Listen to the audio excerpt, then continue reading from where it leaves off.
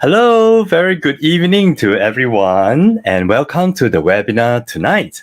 My name is Richard, and I'll be your host today. All right, so before we begin, let me just ask you a simple question. Where do you think the market is today? How's the market today? Right? You don't have to reply, but in your mind, I think as investors or some of us who are traders, we should try to have a view of where is the market today. Is it going down? Is it going up? Or is it going sideways? All right. So now, for those of you who are attending, who are in the Wealth and Joy Telegram channel, you would have received on the 5th of August that I sent a message to update everyone about the direction of SPX. And in there, I've given two key levels for SPX to watch, and that is the 444 level and about the 4552 level. So this is the message on the screen, but I'll zoom in to the chart that I shared on the 5th of August. And you will see that there is a trend line, that's the yellow line, and then at the last candle on the chart, this is the daily chart, you will see that there's a red zone above the candle and there's a green zone below the candle. So those are the key levels to watch, and they are actually the gaps. You know, if you watch closely, they are actually the gaps in SPX. So gaps are usually the support and resistance. So I consider them the key levels to watch. And in the message I shared that we are at a traffic junction for SPX. And depending on whether the SPX break the resistance, which is the red zone, or it break the support, which is the green zone, or the yellow line, which is the trend line, then the direction would be in that direction that it broke out. Right? So since the 5th of August till today, which is 17th of August, so what has SPX done? So I've updated the chart today. We can see that since the 5th of August, SPX have dropped and broke the trend line, the yellow slanting line, right? And then it hovers there for a few days just above the support, the green zone. And eventually, in the past 2 days, it cannot tahan anymore and it broke it. So it broke the support, the green zone. So what does that tell me? It tells me that SPX is now bearish, right? Looking bearish. Of course, I don't have a crystal ball. I don't know what's going to happen in the future, but I'll be taking a bearish stance moving forward until the chart tells me otherwise. So I have drew two more lines, horizontal lines, and I call them the SPX D1 R1, which is the resistance, which is the same red color zone you see on the chart. And I also drew the SPX D1 S1, which is a support, the next nearest support that we can see. And you'll see a little alarm clock there, and that's because I've set an alarm there. So meanwhile, I'll let SPX do what it wants to do. I'll have a bearish view, and depending on whether it broke the support or resistance, that's where I think the market is going to go next. Meanwhile, I'm bearish SPX. But today, we are not talking about SPX, we're talking about REITs. So REITs are also took some hammering since last year. And right now, I think it's kind of like forming a base kind of thing, you know, and then recent few days or last few weeks, it went up and then it went down. But I'm not the REIT expert. We have invited a REIT expert tonight, who is our regular speaker, Kenny, who will share with us more. But before I bring him on the stage, please allow me to introduce the organizer, who is OTCS, right? So yes, so yeah, to me, the market is looking bearish. And if you'd like to receive my updates about the market from time to time, please join the Wealth and Joy Telegram channel. Just look for Wealth and Joy in Telegram. Okay, now please allow me to introduce the organizer for today, who is OTCS, which stands for Online Traders Club Singapore. Online Traders Club Singapore is a non-profit society formed in 2005, and we are a community of traders and investors here in Singapore. To me, OTCS stands for a place where we network, share, and learn, and we do it through a series of workshops, webinars, and courses, and our library. And for workshops and webinars, such as the one you're attending right now, we aim to have about 6 to 10 a year. We have been for years we have been holding physical seminars, but because of COVID, we have went entirely online for the past 2 to 3 years. And I think moving forward, we will have a hybrid mode where sometimes we'll have seminars and sometimes we'll have webinars. So let's see how it goes. Okay, we'll slowly go back to physical events soon. And these events are free for our members, and for the webinars at the current moment is free for everyone. This is one of our last physical in-person seminar that we held in SGX, Singapore Exchange Auditorium in 2020, and it was very well attended. So we look forward to be holding physical events like this in the coming months. For courses, we aim to have 2 to 4 a year. Normally, we will do a group buy to get a better price from the trainer for our members, and then we will hold it 2 to 4 times a year. As for our library, we actually have a physical library with over $6,000 worth of products in the Singapore, in our Singapore physical, one of our committee members' office. But because of COVID, the library was closed. All right. But if you'd like to know what resources we have and how to borrow them, if you are our member, then you can refer to the page on our library on our website. So, in short, OTCS is a place where we network, share, and learn, and we do it through a series of workshops, courses, and our library. So the fee to become our member is normally $120 a year, but for a time-limited period only, we are having it at $60 a year. And for the past 2 years that we have been having COVID, we have made it free for everyone. To find out more about how to become an OTCS member, please visit our website at onlinetradersclub.org. And if you'd like to be informed of upcoming free workshops such as the one you're attending, as well as our other events, please join the Online Traders Club Telegram channel or subscribe to our mailing list on our website. So please look for Online Traders Club in the Telegram, and then you can join it, right? It's a channel, it's not a chat, so it won't be noisy. And if you'd like to learn more about our media partners for today, please join their respective Telegram channel as well. So there is Wealth and Joy and Retirement, which is owned by Kenny, our speaker for today. So please look for Retirement in Telegram channel to join his Telegram channel so that you can be kept posted of his REIT updates.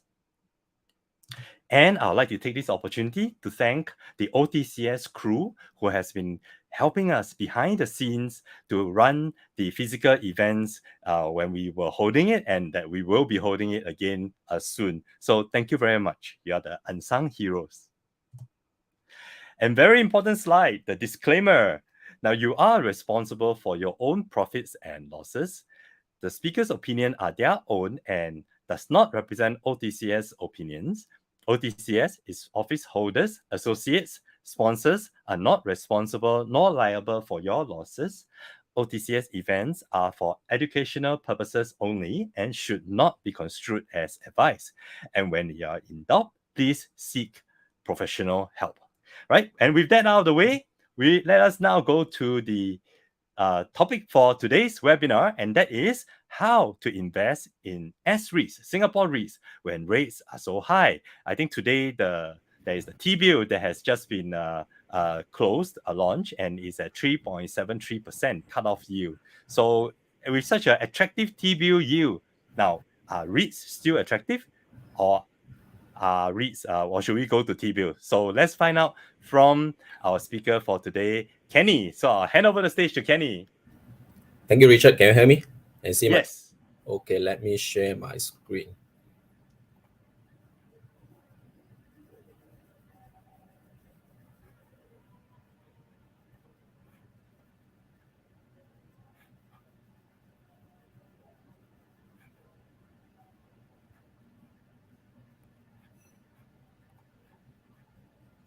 Are you able to see my screen? Let's give it another 5 seconds to load. I see it says screen loading. I can see all my second monitor. Okay, so let's wait for a while more. Please not again. While we're waiting for the slide, let's hear some music.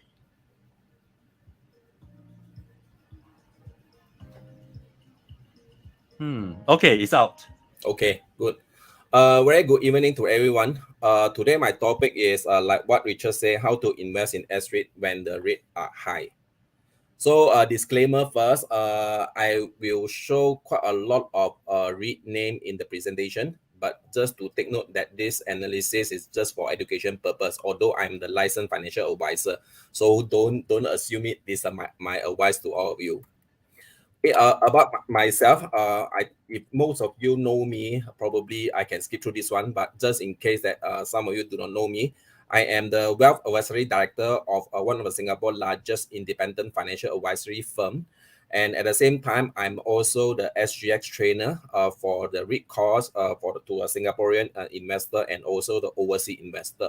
At the same time, I'm also the lead trainer for the certification course to the private banker, financial advisor, and also the relationship manager. These are more on the professional certification.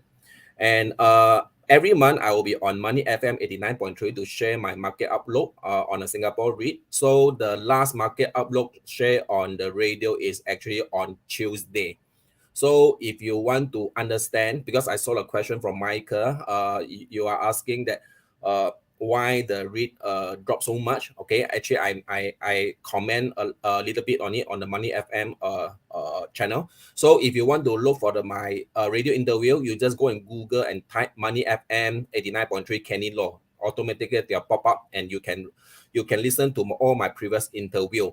And for that interview on Tuesday, I also mentioned about Sabana, what would be the future direction and what would be the impact to the shareholder. So for those of you, if you are the Sabana investor, I would strongly suggest you go there and take a look. Okay, just take note that, again, not recommendation to buy or sell. I mentioned about this internalization, how it changed the Singapore landscape moving forward, and what would be the probable scenario coming out on the Sabana REIT saga.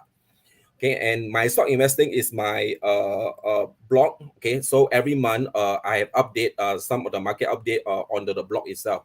So I saw some of you also asking why the REIT dropped so much. Okay, later in the Q&A question, I can show you my blog, and I did mention why the REIT dropped so much recently. Today agenda, three main key topic. We will look at what would be the interest rate movement moving forward, and how the high interest rate impact on the risk, and also what an investor can do and what are the strategy to be used in second half 2023 and beyond. So let's start with interest rate movement. So this is the 20-year chart for the US interest rate. And if you follow closely on the interest rate cycle, you probably will know that actually at the present moment, we are more or less hitting the historical high about 5.5%. If you look back over past 20 years, every time when they hit around this level, basically after holding for a while, and the rate will come down very sharply. So based on the current forecast and current dot plot, which I will share later, it looks like the interest cycle from 2004 to 2009 probably you'll repeat again. You can see that actually during 2004, the rise in terms of the interest rate is pretty sharp. Sharp rise within a certain period. After that, holding sideways for a while before it has a sharp drop. So now we are exhibiting the first sharp rise in 1.5 years. And based on the latest interest rate future, it looks like it's going to hold sideways for a while before we start the rate drop in 2024. So at the present moment, just take note of the number, 5.5%. And Singapore interest rate is highly correlated to US interest rate. Same thing, Singapore interest rate also hitting the peak, even surpassed the 2007 high. So we can see that actually they are also so looks at turning down. Okay, at the present moment, the Singapore interest rate is 3.55%. And this is a Singapore 1-year Treasury bill, a yield chart. At the present moment, is 3.62%, and it's really more or less close to the historical high. So as an investor, we always need to look forward. We need to anticipate what would be the interest rate movement, or what would the stock market moving forward. So based on all the data here, we can see clearly that interest rate is almost peaking or already paid. Now we just need to wait for a confirmation that what would be the future direction. So as an investor, we need to prepare our portfolio, or we need to anticipate what will be the interest rate movement so that we can plan our trade or investment accordingly. Most of the retail investors out there, basically they are react to all the news released in the market. But to be a successful investor, we do not, I would strongly not to react to news, because by the time you react to news and make your investment decision, it's just too late. So at the present moment, please do start planning what would be your next step. Richard, am I still online? Can you still hear me? I lost my screen. Yes, I still see you, but your screen share is stopped. Maybe you Okay. try to screen share again. Okay, I share again. Yeah. Okay, lucky it prompt me. Otherwise, I continue keep talking. Yes, I can still see and hear you. So let's wait for a while. It says screen loading. Okay, I can see my screen now. Not yet. Let's wait for about 5 to 10 seconds.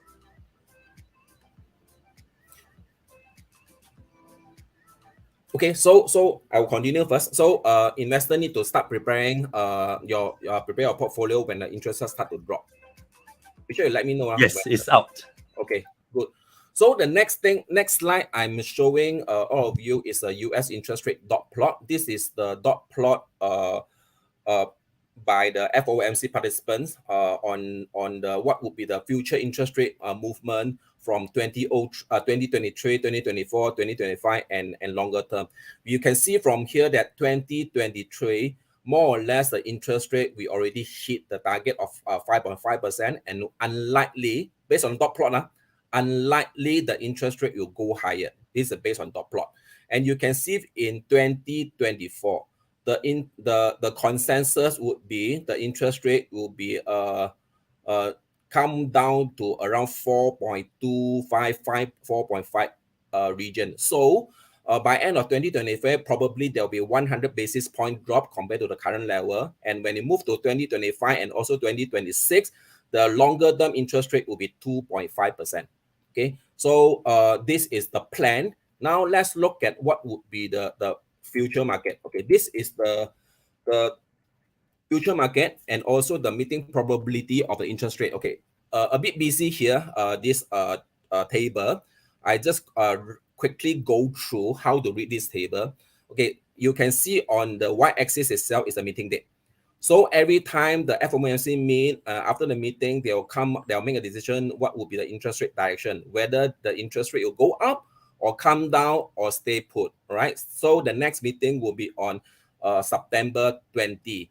And on the x-axis itself is based on the interest rate band. Okay, so you can see from here that at the present moment, we are at the 5.25% to 5.5%. This is a range of the interest rate. And in the next meeting, there is a 86.5% probability they will hold the interest rate at the current level.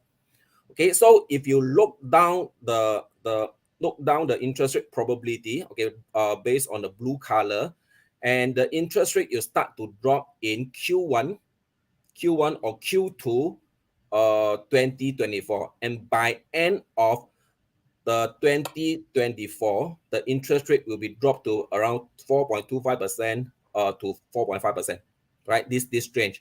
And you can look at this year, what will be the probability of rate hike? Okay, you can see from here that the probability of rate hike is less than 50%. Okay, it does not mean that you're not going to have a rate hike this year. It very much depends on what would be the economic data coming out, whether the US will go to a severe recession, or whether there's any soft landing or hard landing, or what will be the inflation data. This number will change every day. It's a trader data. So as an investor or a trader, we need to pay close attention to this interest rate high, because at the end of the day, Singapore REIT is very sensitive to the interest rate. The whole Singapore REIT, basically the whole REIT sector globally is severely affected by the interest rate hike. So what we need to plan for the next step, when interest rates start to come down, what would happen to the global REIT market? That's the question we have to answer to ourselves. And if you look at the fixed deposit interest rate across the bank in Singapore, and you should be able to see that actually the short-term rate, for example, in this case, the 6-month interest rate, fixed D rate is around 3.3%, okay, for most of the bank. And when you go to the longer duration, longer time frame, 12 month and 24 month, the rate start to drop. It does not really make sense, because if you think logically, if you want to hold your cash longer term, you should be compensated for holding long. Otherwise, it make no sense that why are you locking the rate for so long. So bank definitely already seen something. We have not seen that. Okay, so bank most likely they have already priced in the interest rate drop over the long term. That's why they put in this case that they have this kind of interest rate at a different time frame. And if you look at the U curve, okay, on the y-axis itself is the U percentage. On the x-axis is the duration of your bond. Okay, you have a 1-month bond, 2-month bond, 3-month bond, 1 year, 2 year, 3 years, 10 year government bond yield, and also 30-year government bond yield. Okay, under the normal circumstances, okay, do not look at the red color first. Okay, forget about red color first, because red color is the most recent U curve. Okay, under the normal situation, okay, you can see this green color or pink color or orange color. Under the normal situation, the U curve is always have a lower interest rate, interest yield at the short duration, and the interest rate will go up over the longer term. This is the normal U curve. All right, you can see that most of the time under the normal time, the U curve should be in this pattern. Now, because of within 1 year, the interest, the Fed has risen the interest rate too fast, too furious. So immediately the short-term yield shoot up and also has an inverted yield curve.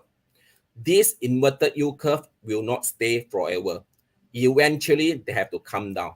All right. So when they come down, and the whole yield curve will back to normal again. Okay. So we can more or less anticipate the yield curve will come down eventually. So the question is, when is the yield curve coming down? And if you look at the Singapore yield curve, is actually exhibit the similar pattern. Okay, let's look at different line.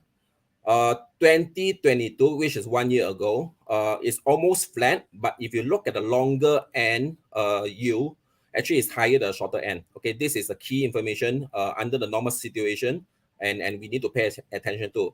Okay, longer term yield should be higher than a shorter term yield. And most recently, you can see that actually the longer term is start to drop. Let me see. Okay, 17 August, which is the most recent one, and the longer term yield start to drop. Okay, and if you look at the yield curve, if they are highly correlated to the US yield curve itself, eventually Singapore yield curve has to come down. When the Singapore yield curve come down, which means that our 6-month T-bill and also a 1 year T-bill, the interest rate will start to drop also. Okay, because 6-month T-bill and 1 year T-bill considered a short duration bond. And if you look at the inflation in Singapore, although it's easing, okay, but the overall inflation still at 4.5%, still pretty high.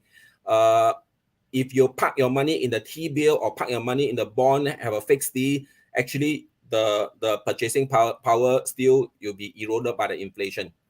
Okay, but you can save the money not buying car, not buying the property, or not spending on unnecessary expenses.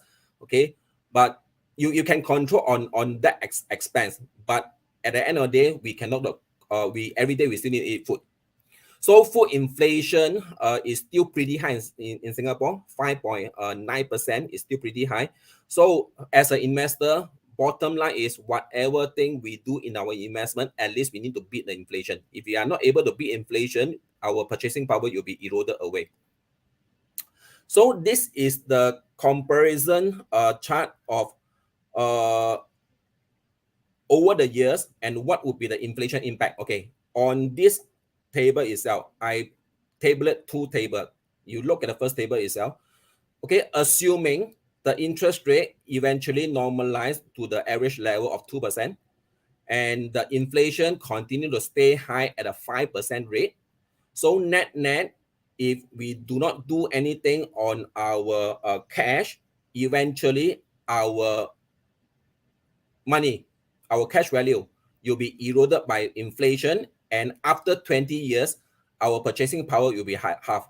For example, when they start off with 100,000, 20 years later, the value of our money will be go down to 56,000. Okay, so bottom line is, if you look for something that higher than inflation rate, at least you still can protect your capital and also grow your money. Okay, in this case, I use a REIT as an example. At the present moment, the Singapore REIT, based on the weighted average yield, based on market capitalization of 6.32%. Okay, if you invest in the REIT, you switch out your treasury bill, you invest in REIT, 6.32% is higher than 5%. Basically, you have a net positive gain per year. Over the long term itself, your money you'll continue to grow. So in short, I have shown a lot of data on the interest rate itself. Okay, I summarized into this page on the key observation. First observation, interest rate has probably peaked in Q3 2023 and is expected to stay flat throughout the year. In US and also Singapore, interest rate is highly correlated. So that's the reason I pay special attention on the US interest rate. Short-term yield will normalize eventually. The question is when. So based on the bank interest rate offered by on a fixed deal offered by different bank itself, 12 months later or 24 months later, you eventually drop. But based on the dot plot itself, 1 year later will drop. And current data suggests that in US interest rate will be landing at 4.5% by end of 2024. And Singapore rate probably will be 2.75% based on a bank interest rate. And T-bill interest rate will come down eventually. Definitely will come down. So for example, if you are investing in T-bill now, what would happen to the interest rate 6 months down the road? Because 6 months down the road, your 6-month T-bill will expire or you mature. Then if you want to continue to invest in the T-bill, the interest rate will be most likely will be lower than the current rate that you are getting now. And T-bill investor will be exposed to the reinvestment risk, which is when the T-bill expire, the money you get back. Then if you want to go back to T-bill again, you'll be reinvest at a lower rate. And at the same time, the inflation risk kick in and your purchasing power will be eroded. So next topic, I will talk about the high interest rate impact on REITs. So let's go back to the basic. Let's look at the REIT business model. So for those who are still new to the REIT, okay, I just slowly go through this one so that you can understand how the business model looks like. For those who are very familiar with REIT, just bear with me. So REIT basically is the real estate investment trust. They are raising the fund through the pool of investor, okay, through the right issue or through the IPO or issuing additional share. And the other form of funding would be coming from the bank or creditor. So in Singapore itself, any borrowing should not be more than 50% of total asset value. There's a gearing limit. After the REIT get the funding, they will go and purchase the real estate property. Depends on which sector their investment mandate indicate. So when there's a rise in interest rate, okay, in general, I'm talking about in general, okay, because there are many movement or also element that affect the property price. But I just said that it being everything status quo and also just purely focus on interest rate. Whenever there is an interest rate hike, the cap rate will be go higher and also discount rate will be go higher. And based on the property valuation, the property value will drop. Okay, a bit technical. There is a formula behind it. If you don't understand, Nelma, you just think of just make it, the whole thing simple. When interest rate goes up, the property value will drop. Okay, in general, theory, textbook style. And when the property value drop, okay, basically the net asset value would drop. Net asset value equals to the formula is total asset minus total liability divided by number of shares. So your total value drop, but your liability does not drop, and your number of shares does not drop, your total net asset value will drop. Why it is so important to pay attention to the net asset value? The reason being is because there is a ratio called PNAV, price to net asset value, that will determine the share price in the stock market. Whenever there's a net asset value drop, okay, in theory, the share price will drop. Okay, beside the net asset value impact, REIT high interest rate, you also cause a gearing, because gearing, the formula is a liability divided by the asset. Your asset value drop, your gearing limit you increase. When they're close to the 50% gearing limit, there may be a potential breach in the debt covenants by offer or issued by other banks. That will cause the REIT, they have to lower their gearing in order to meet the financial covenants. Otherwise, there are a lot of restriction or interest rate impact or on the debt itself kicks in. Okay, and in order for the REIT to reduce the gearing, they have to pay down the debt or reduce the debt to reduce the gearing ratio. So there will be a sequence of event happening when interest rate goes so high. That is the reason under the current situation, current environment, for those REIT who had very high gearing ratio, they are having a huge problem, because they have to refinance at the debt at the highest interest rate when the debt maturity is going to expire soon, and that will also have an impact on their dividend payout. Okay, next. Okay, business model. Go back business model again. After they purchase a property, the rental income generated from a REIT, they will pay off the loan, pay off all the interest, and the remaining 90% of taxable income they have to pay back to the investor as the dividend payout. So what would be the interest rate impact on this cash flow? First thing first, the interest expense will increase and the interest coverage ratio will drop. Okay, interest coverage ratio measure the ability in terms of multiple to pay off all the debt. The higher the number, the better.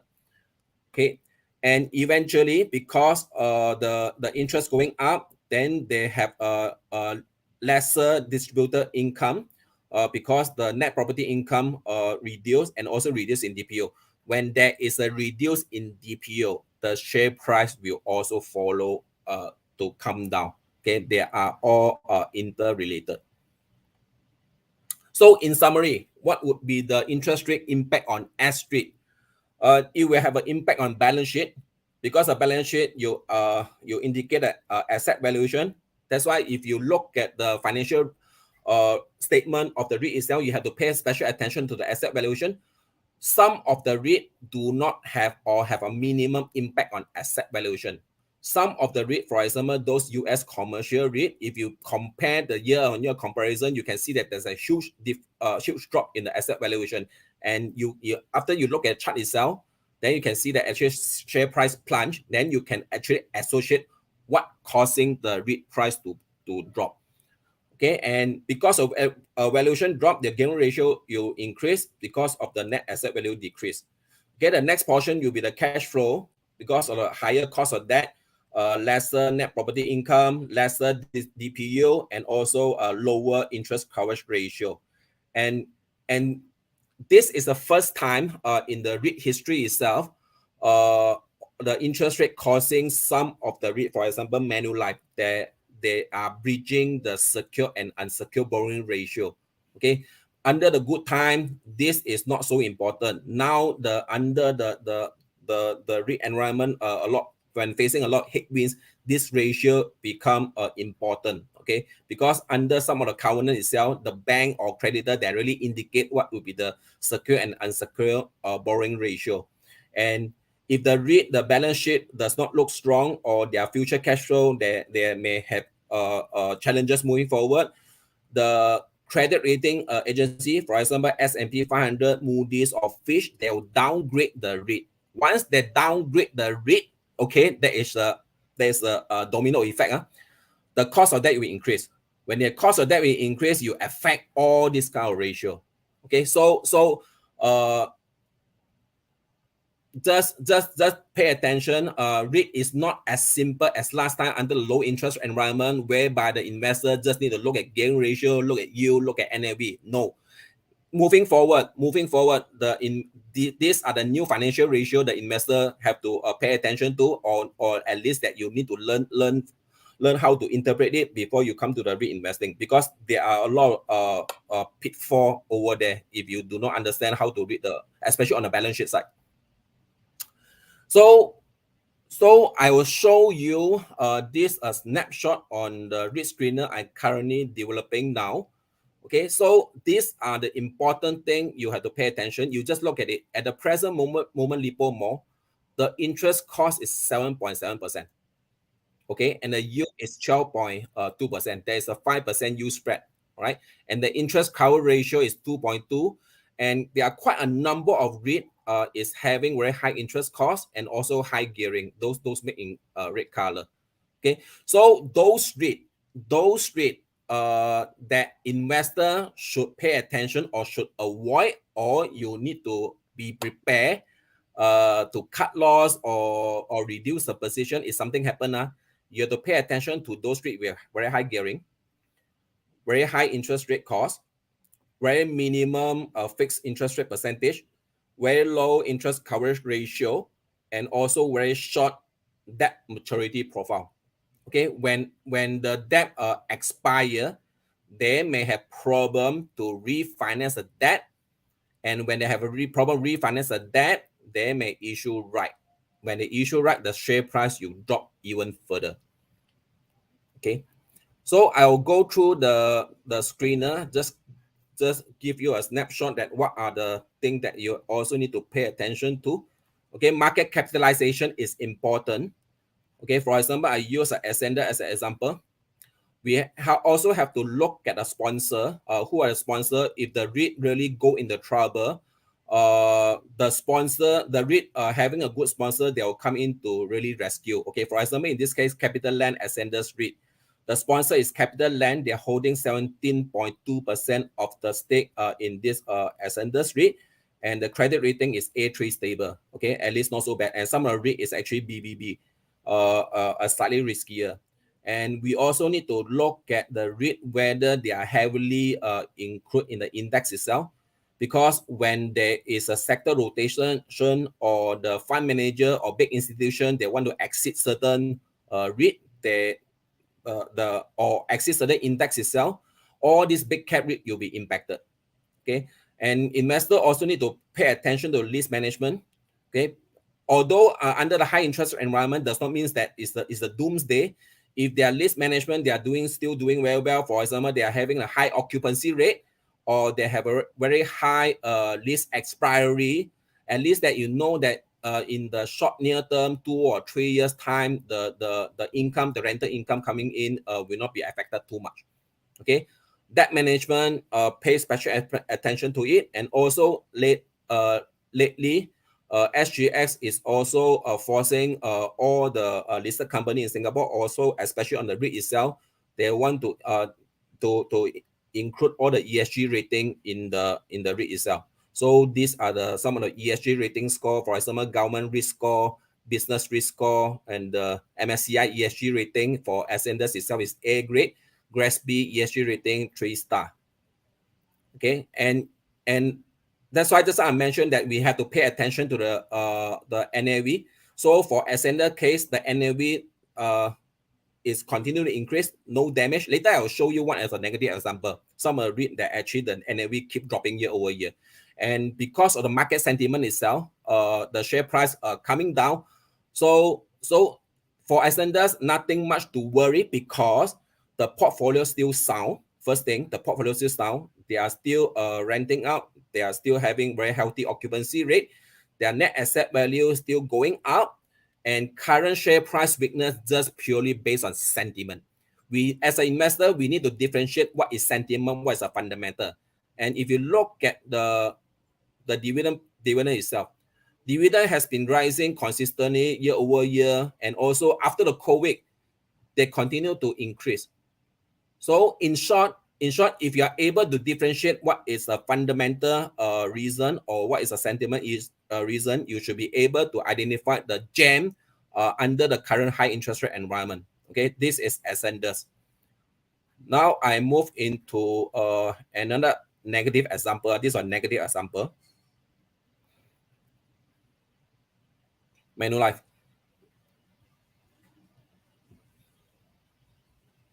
Okay, so Manulife, the problem of Manulife is not under the list management. It's not under the list. Okay, you can see that actually their occupancy rate 86%, the lease expiry 5 years, still pretty long, and they also have quite a number of portfolio or property itself, and the yield, okay, this yield are lagging. Just take note, whatever data I show here are lagging data. Their problem is their property value drop a lot and cause the gearing to breach the 50% limit. Okay, and based on the latest one, their gearing actually breached hit around 57%, already breached. Okay, so and you based on the price to book valuation itself, they are super undervalued. Price to NAV 0.15. What does it mean in layman term? If the property value that they are having a grade A commercial office in US, if the property value worth $1 million US, at the present moment they are only selling at 150,000 US dollar. So it's pretty very cheap. And you look at the interest cost and also interest cover ratio, not so bad. And they are all unsecured, 100% unsecured. Their property does not pledge to a bank. That's why if they are not able to pay off any coupon or whatever thing, the bank or creditor will not possess a property. This is what we need to pay attention to. Because once the creditor possess a property and immediately the DPO will be impacted. Okay. So the problem Manulife face is basically is a property value. You can see that actually the net asset value coming down rate is quite huge. They're used to running at around 0.8 net asset value, and at the present moment 0.6, okay, which is a huge drop. And that's why you cause all the share price to plunge, and the PNAV at the present moment is actually out of minus standard 2 deviation. It's pretty cheap. Okay, and because of that, beside that, they also have another problem because US, they actually the work from home or go back to office, that kind of momentum is still pretty slow, not as expected. That's why it caused the occupancy rate to drop, and you can see that actually the dividend payout also dropping. Okay, before that they also start dropping a little bit, but not so severe. But you can see that actually based on the last few quarter, you can see that actually dividend payout drop a lot. So there's a double whammy. It's an occupancy issue, and at the same time, it's a valuation issue for Manulife. Okay, but all these things does not mean that is the end of the world for Manulife. You just need to think about it. When the interest rate start to turn, when the interest rate start to drop, the valuation of a property itself, it may revise outward. Okay, it may revise upward. Okay, maybe half a quarter later, 1 quarter later, 2 quarter later, or half year later, they may change. And this valuation will change. When this valuation will change, the price may go up again. So if you are the contrarian investor, as long as Manulife does not go bust during this period, they are able to solve their gearing issue, and also they can negotiate with their creditor to really extend whatever covenants or with whatever covenants they have. They may be turned around, and if they are turned around, this can be the multi-bagger. Okay, if everything I say if right, because if you look at the trailing 12-month yield is 54%. All right, but just take note that moving forward, the DPO cut, they have already announced they will stop the dividend for the first half. Okay, I go back to the slide. So the next topic will be the Singapore REIT market recap. Okay, I will show the Singapore REIT index since the COVID crash. Okay, during a COVID crash, actually the whole REIT index itself dropped by around 38%. Then immediately after the big drop, actually they rebound very sharply within the 3 month, rebound 44%. Then since then it moved sideways for 27 months, okay, until the US start rising the interest rate in Q1 2022, right? That's why when you see that when they start to rise the interest rate, the REIT index itself dropped by 20%, and at the present moment, this is the current level. Based on the chart itself, if you look back, it looks like the REIT index has bottomed in October 22. Okay, but recently, the REIT index broken the support at 700 point. Okay, so if this week, by end of this week, this REIT index does not rebound back to above 700, it looks like it most likely you're going to test the next support at the October bottom. Okay, this is more on the technical analysis side.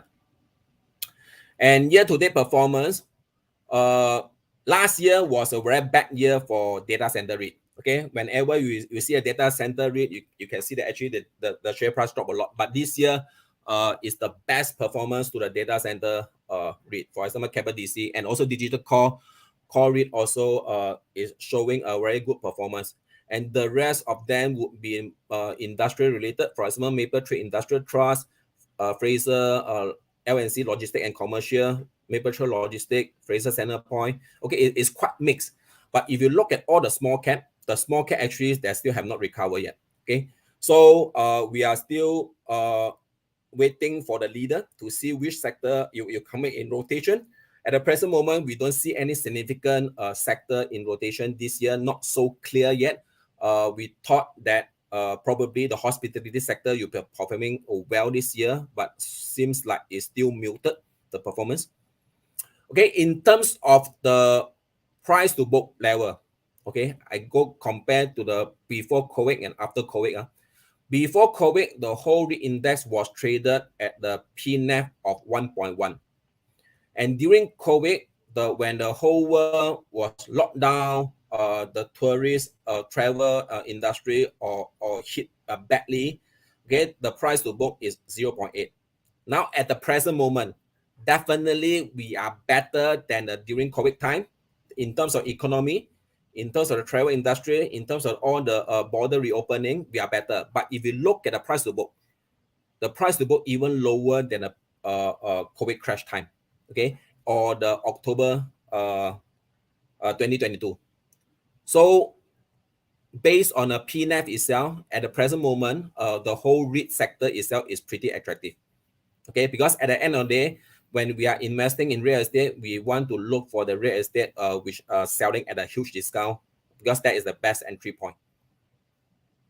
And if you look at the 10 years government bond yield and also the yield spread, okay, the yield spread is the difference between the S-REIT yield in average S-REIT as a whole compared to the 10 years Singapore government bond. During the October low, the yield spread was 3.76%. At the present moment, the yield spread is 4.4%. Okay, what does it mean? It means that actually S-REIT is very cheap now. It's very, very cheap, even cheaper than in the October. Yield comparison for the income asset class in Singapore. Average yield for the whole REIT sector, 8.93%, and definitely higher than inflation of 5.1%. And if you compare to other asset class, for example, 12-month fixed D, 1-year T-bill, 5-year government bond, Singapore saving bond, they are all hovering around 3%. So investing in this instrument, although is more or less risk-free or pretty safe, but it still cannot beat the inflation. So definitely, investor, if you want to beat inflation, you definitely need may want to consider S-REIT. Okay, but just take note that you have to choose the right one. This is the bubble chart to show the relative comparison of the different REIT by combining three numbers. The first one is on y-axis is the yield. The higher the yield, better, of course. But if you look at it, EasyWord, I just use EasyWord as an example. The yield is around 15%, and the price to book is also only 0.4. Okay, so it's very high yield and also heavily discounted. Okay, But just to take note that although those REIT looks very attractive, it may have some landmine over there. So investor, you need to pay special attention by reading the balance sheet, reading all the financial ratio. There are some inherent risks in some of those REIT. Okay, but at the same time, some of those REITs do not have any big problem in the fundamental. The share price crunch is purely caused by the sentiment, because the whole REIT sector is pretty bearish at the present moment. And for those REIT with a very big market capitalization, is hovering around between 5 to 6%.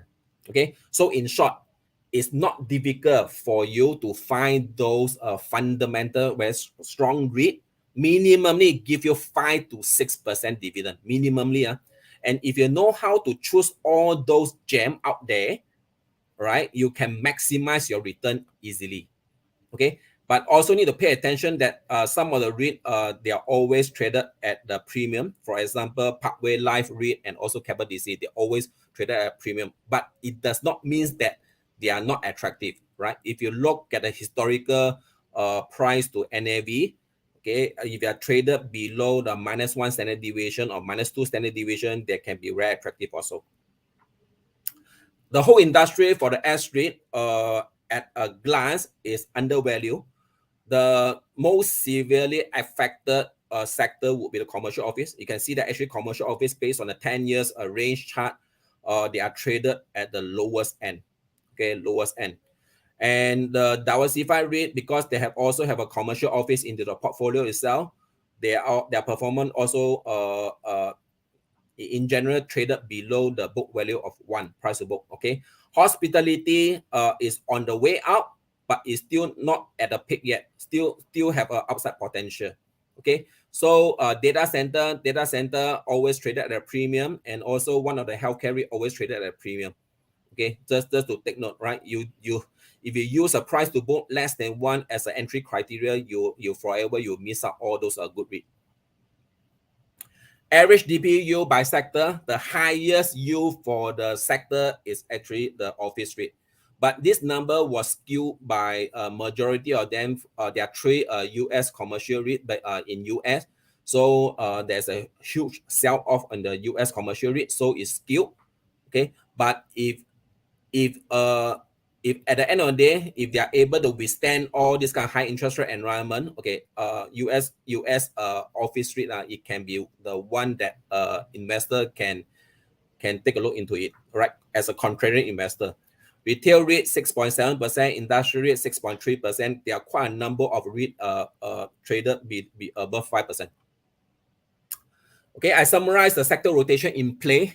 So to calm everyone down, it is not end of the day when your REIT in your portfolio you see a very, very negative red color. If you can recall in 2020, when the whole hospitality sector performed very badly, because you know that lockdown, the tourist industry, all the SIA share, all the tourism related share all beaten down. But now you look at it, which are the stock are performing now? It's the hospitality sector, right? So whatever's go down, eventually come out is a rotation. And in the 2020, the sector which really is a big cap industrial sector, and also the data center, especially all those e-commerce logistic one, because everybody was locked at home. We need all the logistic. We can only buy things online. So the logistic hub or logistic REIT, actually they are doing quite well. And also because we need a lot of data, nothing much to do. So everybody you'll be using a Zoom, using the Google Meet or all sort of conference software. So the data center actually are doing well in 2020. But the data center have a big sell-off in 2022, right? Because that year was a tech sell-off. Now the data center come back again.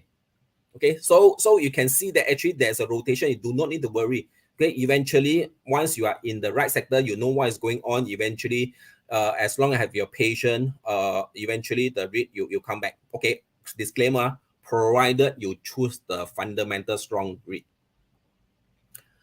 So next, after showing so much data, what would be the S-REIT investing strategy in the second half of the year? and also beyond. That means in 2024. Okay, let's look at the US interest rate cycle again. Okay, I highlight 3 boxes over here. These 3 boxes indicate the drop in interest rate when it hit the bottom and it start to recover again. Okay, the drop in interest rate moves sideways for a while at a very low rate and start to come out again. Come down, sideways, goes up. Okay, now I will show you this sector or asset class performance for the past 20 years. This asset class performance start from 2003 until 2022. Okay, now I will just show you that the annualized return for all this asset class, if you are holding power or your investment horizon for 20 years, more or less, you don't, assuming you don't go in and go out, you just stay invested for 20 years. The annualized return for the large cap growth stock will be 10.76%, small and mid cap 10.26%, REIT is number 3, 8.9%. Total return, this is a total return, which means that is the capital appreciation plus the dividend. Okay, this is based on the NAREIT or OREIT, is a global REIT index. Okay, so as long as you hold on the long term, although your portfolio seeing very negative value now, do not need to worry if you believe history always repeat itself. But if you does not believe history, then I got nothing to say lah, right? This table will no longer applicable to you. Okay, now let's look at 2003. 2003, when the interest rate start to drop. Okay, here, when interest start to drop, just look at what is the REIT performance. REIT went up by 38.47%. 2004, 30.41%. 2005, 8.29%. 2006, 34.35%. Okay. Consecutively 4 years have very strong growth and also strong performance of the REIT. And 2007, 2008, interest rate go up. Okay, stay very high. You can see that 2007, 2008, REIT have a very negative year. Minus 17%, minus 37%. Looks familiar? It looks very familiar, okay? Because you can see that in 2022, minus 25%. Now 2023, we are still a little bit negative, but not in double digit, right? So if the history does repeat itself, let's say that the interest rate will stay flat throughout the 2023, we may have a 2 years negative value, okay? But it does not matter. If you have the game plan, you start to accumulate in 2023, okay? Let's say that you go back history, you start to accumulate in 2008 when a lot of REIT, they are selling at a huge discount. When interest start to drop, let's look at the performance in 2009. 2009, REIT 27.45%. 2010, 27.58%. 2011, 7.28. 2012, 20.14.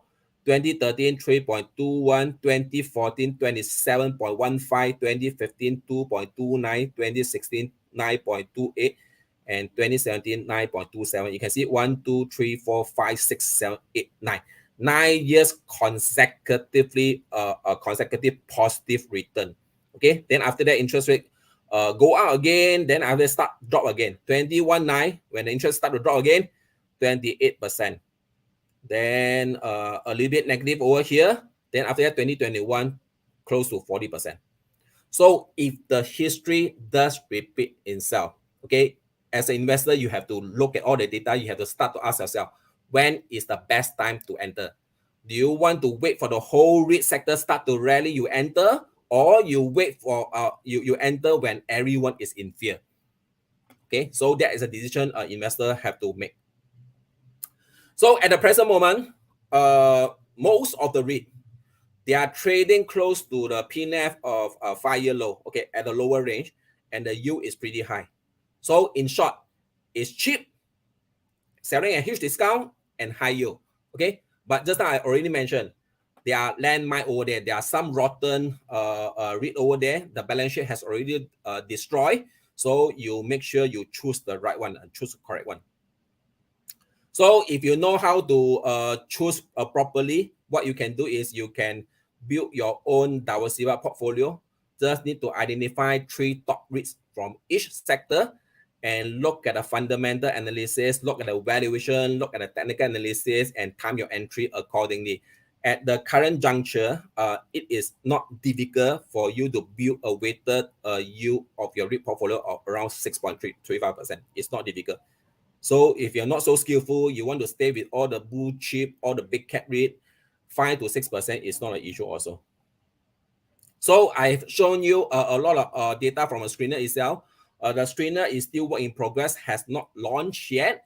If you want to be kept updated on when I launch the screener, because now it's still beta testing, I still need to fine tune a lot of data and also add more value in the screener. Okay, if you want to keep updated, you can scan this QR code, so you'll be put in the waiting list.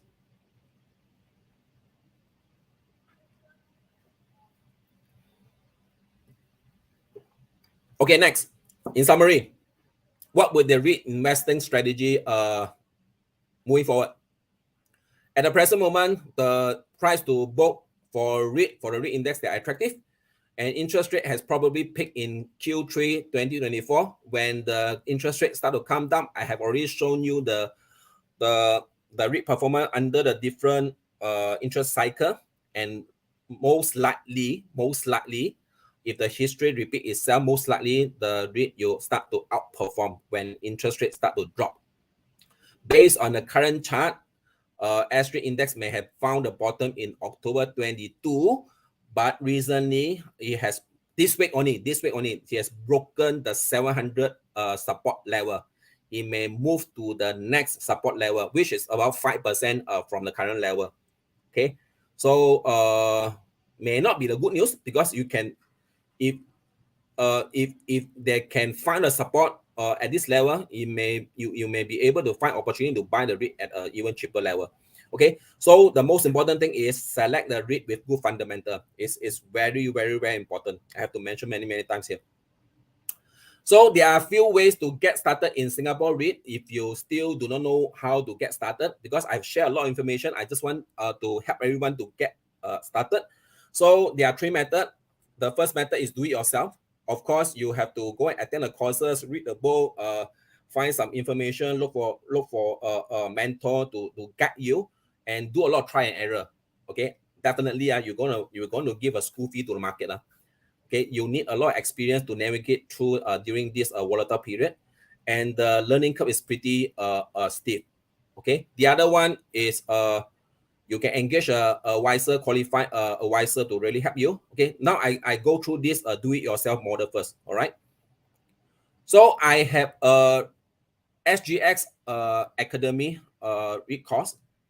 I designed this course with SGX Academy because I told them that there are many overseas investors want to learn about Singapore REIT, because Philippines has just launched their own version of the Philippine REIT, and China also has launched their own China REIT. And I received quite a number of requests asking me how to do the valuation, how to analyze the REIT. So I told SGX that it's better for us to come up a gold standard for the REIT itself, because Singapore is a REIT hub in the whole region. So this is a 2-day course I designed together with SGX Academy, and also get the Institute of Banking and Finance accredited. So this is a gold standard, and this is a proper REIT course. That's why it's 2 days, and you will be taught whatever thing you need to understand about the REIT. Okay, from the fundamental and also technical analysis, how to read the news, how to interpret all the financial ratio, everything will be covered in the course. So the course date would be 2 Saturday, 16 and 23rd of September, 9:30 to 5:30 is a virtual training. If you're eligible, Singaporean citizen more than 40 years or and above, you'll be up to 70% of course fee subsidy. All right. But because of this is an IBF funded, and also this course, the standard is pretty high. Because the course is designed to really train the financial professional, but of course the retail investor also can learn about it, right?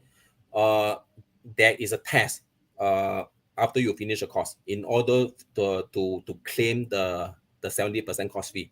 Right? Just to take note, this course is not just go in there after you learn, go back, don't need to do homework. No, you have to go back and do homework and also need to pass the test. Right? So I will cover how the investor can invest in the REIT step by step. So define your objective, shortlist the REIT, conduct the evaluation, how to identify the right price, and also right time to enter. So some of the technical analysis will be covered in the class itself, and how to diversify a portfolio. Okay, so these are the key elements will be taught in the class. So how to map your investment objective, and also identify whether REIT is suitable to you, and how the REIT work, and their business model, and what are the different sector, and also what are the market they're operating in, and more importantly is a financial ratio. Okay, financial ratio is extremely important to analyze a REIT. And also I will show you that how the external event and news affect the REIT market. Okay, I will also teach some of the basic technical analysis is practical, pragmatic, to help you to time your entry and also exit. And lastly, if you find that 10% or 5%, 6% is not attractive enough, I will also teach you how to further increase your return or reduce your investment risk to some of the tactic, okay, or strategy. Okay, so if you're interested, you can take a screenshot or scan a QR code and go to the SGX Academy website to read all the detail there. It's very, very detailed, a lot of information over there. There's also a brochure over there.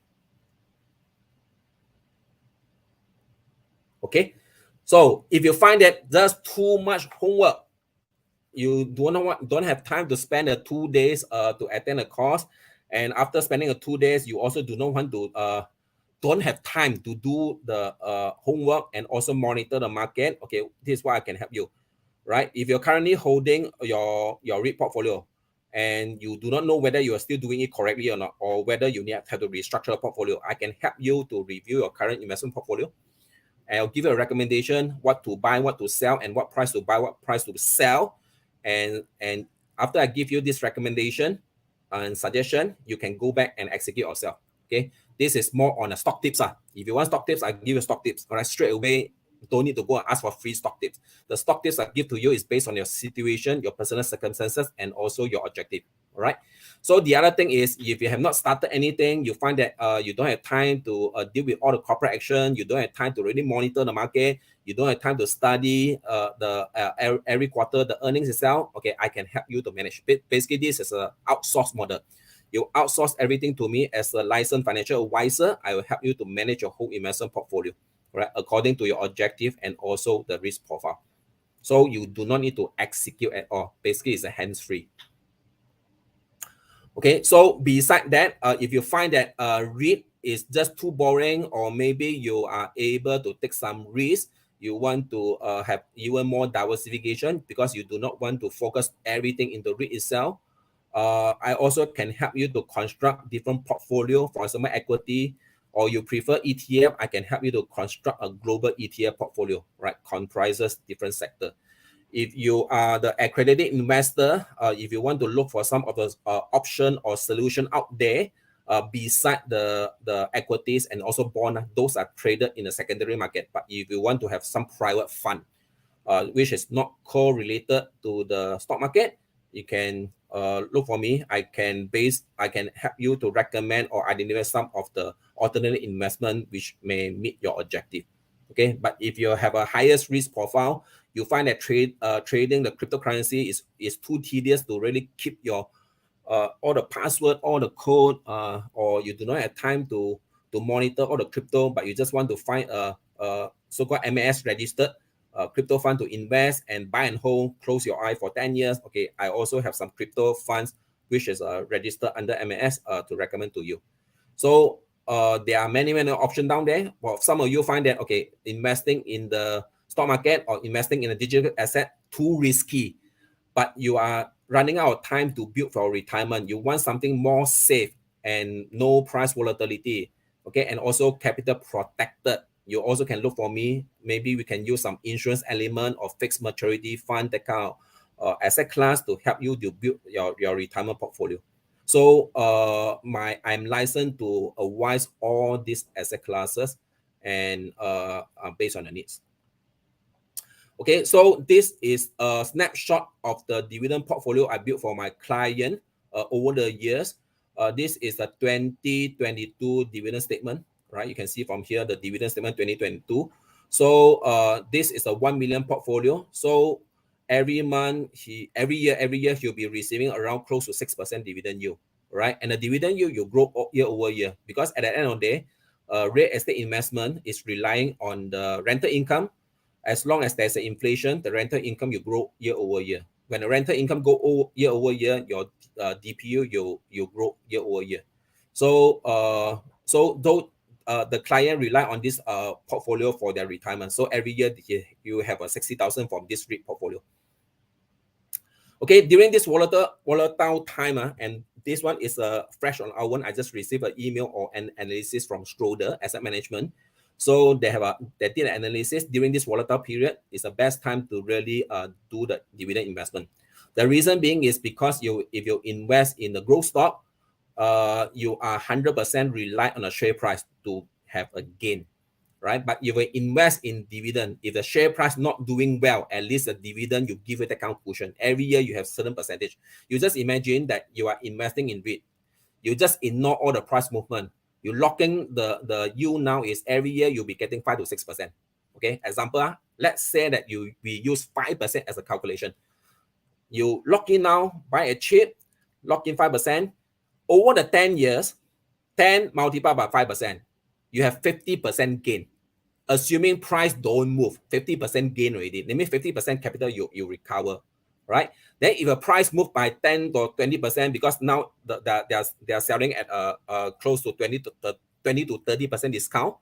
Okay, if the REIT really recover back to their fair value, which is 20 or 30% discount from the current level, you still have another 30% or upside potential, right? So over a 10 years period, getting 80% that kind of return is not difficult. It's not impossible. It's possible. So last slide.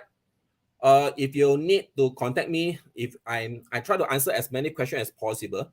But if I'm not able to answer some of the specific questions because it's just too personal, you can drop me the email, or you can book an appointment 30 minutes and we can have a short call so that I can understand your requirement and see how I can help you. So these are the services I provide: REIT advisory or REIT portfolio management, investment planning and portfolio review, retirement planning.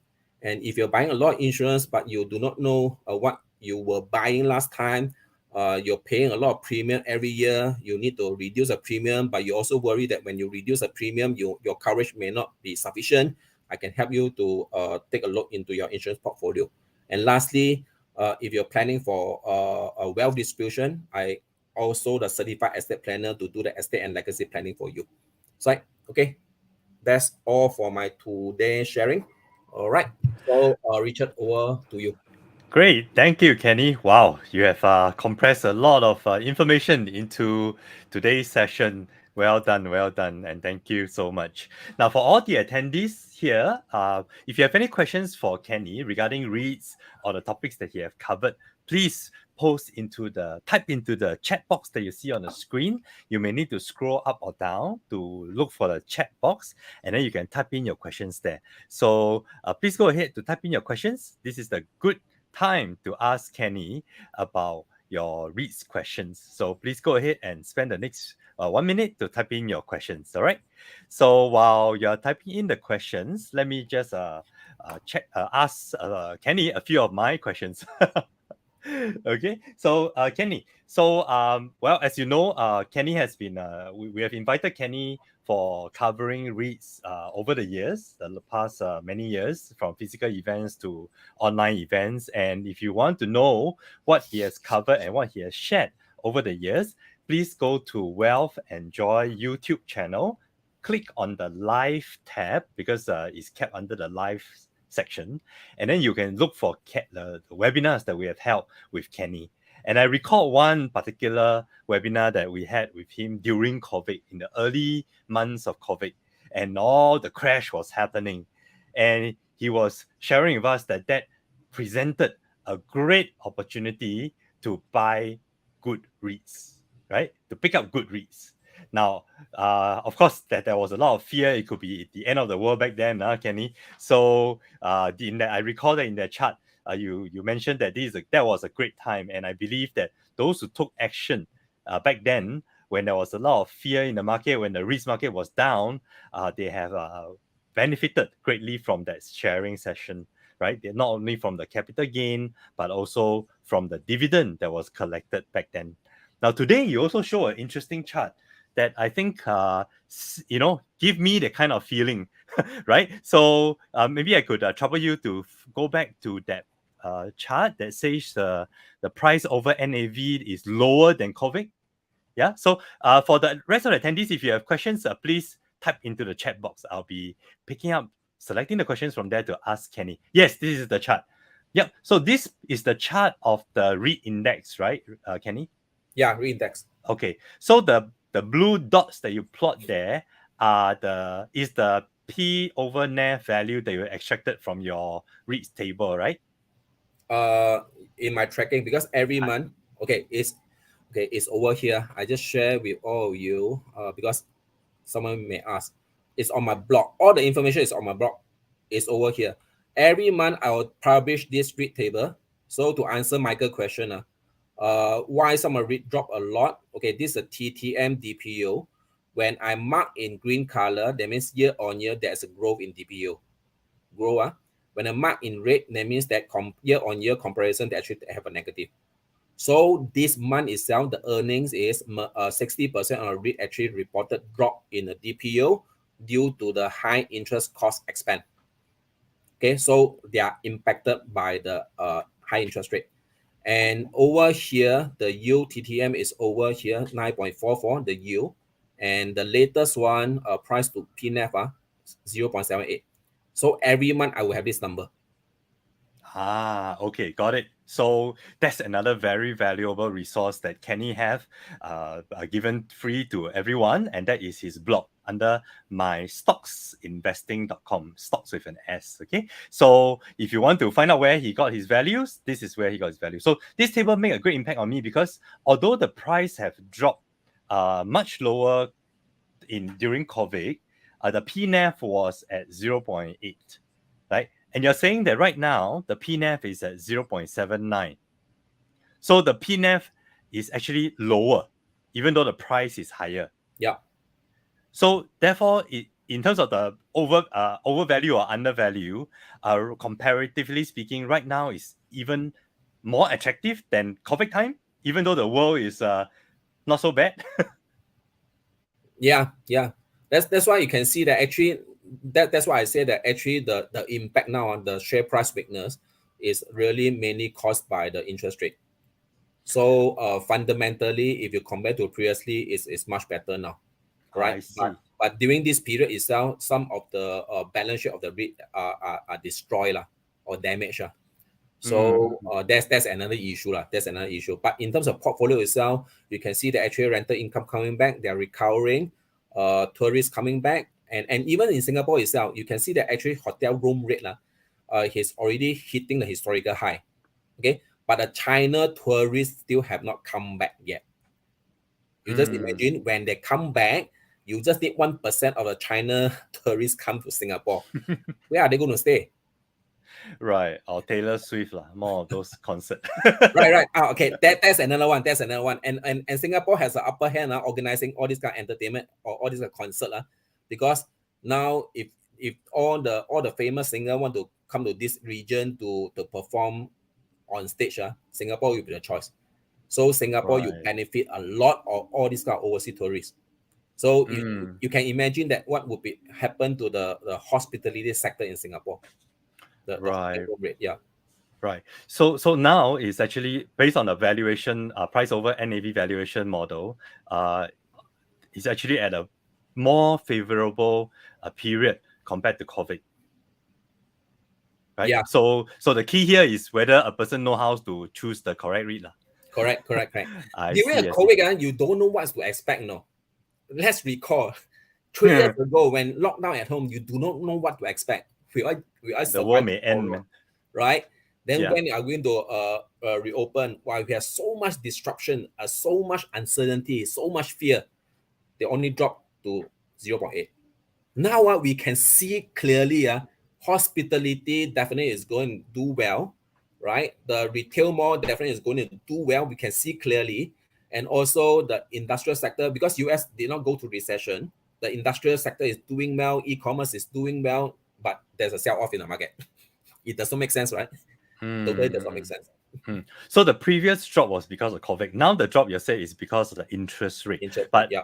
And in your opinion, the interest wouldn't stay high for very, very long, is it? Yeah. Okay.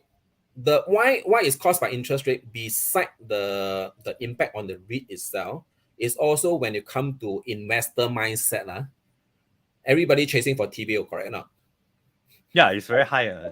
Yeah, it's very high. Using the CPF OA money to go for TBO, but all this short-term interest rate is on a short term. So meanwhile, go there first, right? Go there correct, first. Correct. Yeah. So why would I still want to go to REIT? Like now, I mean, I love P Life REIT, but now the P Life REIT yield is like at the T-bill level, So why would I want to take the risk with P Life REIT? And P Life REIT is one of the REIT that got hit quite badly in terms of the price, right? Yeah, past, correct. Year or so, past 6 months to a year. So why would I want to go with P Life REIT when I can get similar yield from T-bill? Okay. Unfortunately, this one is all come back to the retail investor mindset. Like everybody is very short term, right? So everybody will chase for short term yield. When there's a yield is high, they will run to T-bill. Nothing wrong. Is the typical investor behavior, because T-bill is risk free also. It makes sense if you have additional money to go to T-bill and park. Under the rising interest rate environment, it's okay to continue to go to T-bill, because you know that when you roll over, you will roll over to a higher interest rate. Correct, Richard? Roll over means what? Roll over means when after one mature, expire, one mature, you buy the next one. You buy the next one, at a same or higher yield. Higher yield, rising rate. Rising rate. Yeah. So under the dropping rate, and unless we cannot see, we can be very sure the rate continue to go higher, it makes sense to go to T-bill. 100%, because T-bill is risk free. Now is the T-bill, based on all the data, is coming down. So when the next rollover, investor have to start to ask, will you roll over to the higher rate or lower rate? Lower, because lower rate, right? Okay. Lower rate can be 2.5%, can be 3%, correct? Yep. Right? So if the Singapore rate give you 5 to 6%, it's definitely higher than the T-bill at one point. Okay. And selling a huge discount. When they sell a huge discount, there is a capital appreciation opportunity. Yep. All right. So because buying a real estate, if you buy something, good property at a huge discount, you can never go wrong. Correct. Right? So we just need to go back. You just need to look at this chart again. Now 0.79. This 0.79 PNAV will not stay low forever. Eventually, they'll go back to, maybe you can see that in average last time, before COVID and even during recovering, is about 1.1. The peak. Let's say we be more conservative, one. Let's say one. You still have 20% upside potential. Right? Just based on valuation, you have 20% upside potential in terms of share price. At the same time, every year you'll be getting 5%. Right. So the key here is whether we have a view that the interest rate is continuing to rise and rise and rise, or we are seeing some light at the end of the tunnel that is going to be peaking. So based on the some of the charts that you've shown, it seems like the dot plot and the futures traders' view of the US interest rate, it is peaking in like either late this year or sometime next year. Is that correct? Yeah. Okay, you can see that actually 2024, December 13, you stay here. You stay at 5.5%. And this is a Q1 next year. And Q2 next year start to come down. Okay. So then you look at probability. We just look at left and right. So what is the probability of go higher next year, you can see let's use this one as a line. Line 5.5 as a line. 6.6%, the rate you go higher next year. Can you see that? Yeah. Right. And it means that 90%, but more than 90%, the rate you go lower. Right. Similar here. So I wait until then. Then I switch out T-bill lah. Why do I go to REITs now? Good question. That is theory.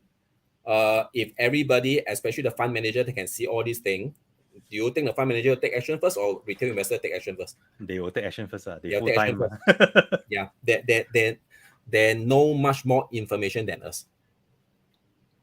They'll take action first, and also they have and they take action first, and also when the fund manager go in, they go in very big. The rebound can be very short. If you look at the past history, when there's a rebound, it's a V-shaped rebound.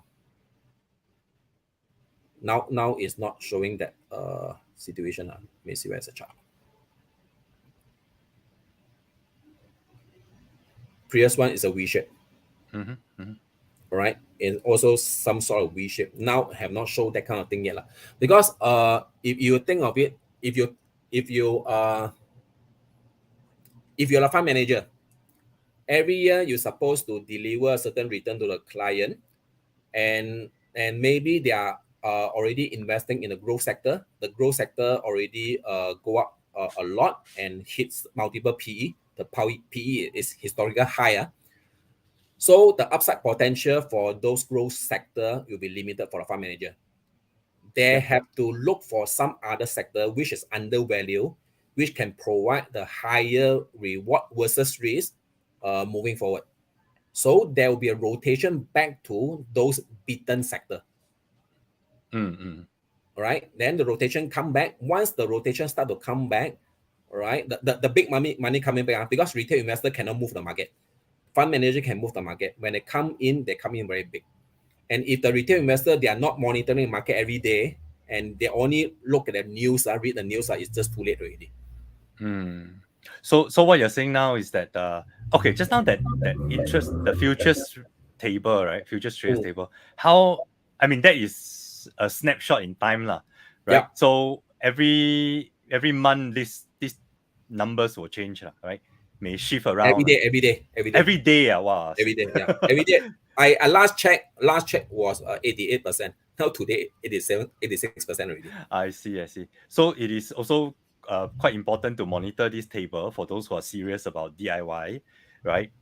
To monitor this table to see what are the traders where they are putting their money, where they are placing their bets in terms of the interest rate going up, staying flat, or dropping, right? So for those who outsource to Kenny, then Kenny will do the work, right?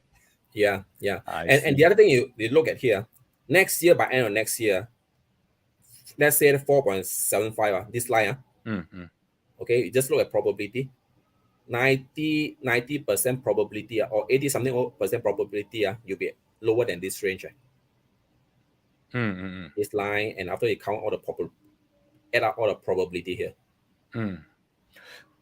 Okay, so in that sense, then this is a very important, like, forward-looking guide. Of course, no 100%, right? And this is not financial advice, but this is a very good table that Kenny has shared with us to give us a forward-looking view of where the interest rate is heading, right? And this is for US. So then the US one will influence the Singapore one, right?